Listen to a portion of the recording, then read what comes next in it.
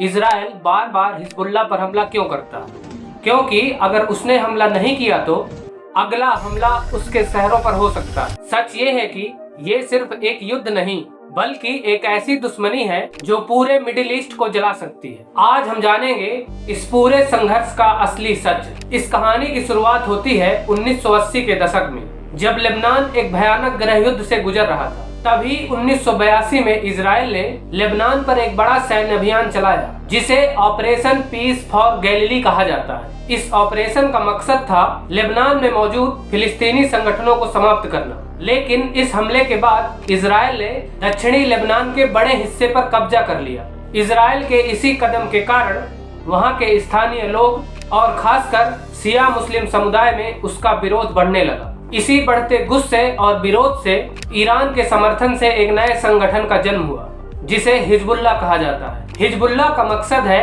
Israel का विरोध करना और उसे लेबनान से बाहर करना। लेकिन असली खेल यहीं से शुरू होता है।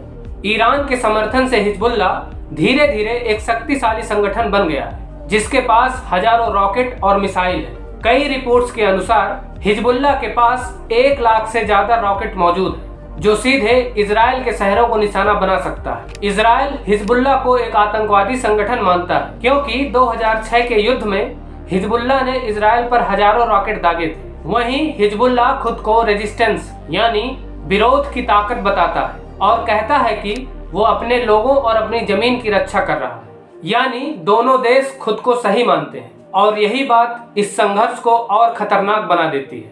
अब सबसे बड़ा सवाल यह है कि इजराइल हिजबुल्लाह पर हमला क्यों करता है? तो इस हमले के पीछे छुपे हैं 3 कारण। पहला कारण है डर।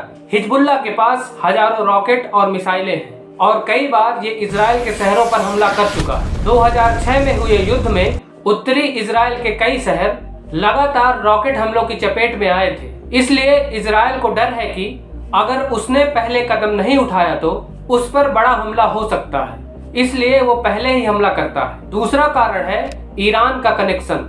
हिजबुल्लाह को ईरान से पैसे, ट्रेनिंग और हथियार मिलते हैं और इजराइल ईरान को अपना सबसे बड़ा दुश्मन मानता है। इसलिए जब हिजबुल्लाह मजबूत होता है तो इजराइल को लगता है कि असल में ईरान उसकी सीमा तक पहुंच गया है। तीसरा कारण है ताकत और कंट्रोल।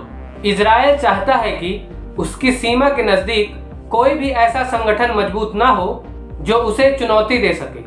इसी वजह से वो समय समय पर हिजबुल्लाह के ठिकानों पर हमला करता रहता है ताकि उसकी ताकत को बढ़ने से रोका जा सके। आज भी जब हिजबुल्लाह और इजराइल के बीच तनाव बढ़ता है तो दोनों तरफ से हमले शुरू हो जाते हैं और इसका असर इन दोनों तक बस सीमित नहीं रहता बल्कि पूरा मिडिल ईस्ट अस्थिर हो जाता है। इस बारे में अपने विचार कमेंट में जरूर लिखें। यदि आपको यह वीडियो अच्छा लगा हो तो लाइक, शेयर और सब्सक्राइब करें। थैंक यू, नमस्ते, जय हिंद।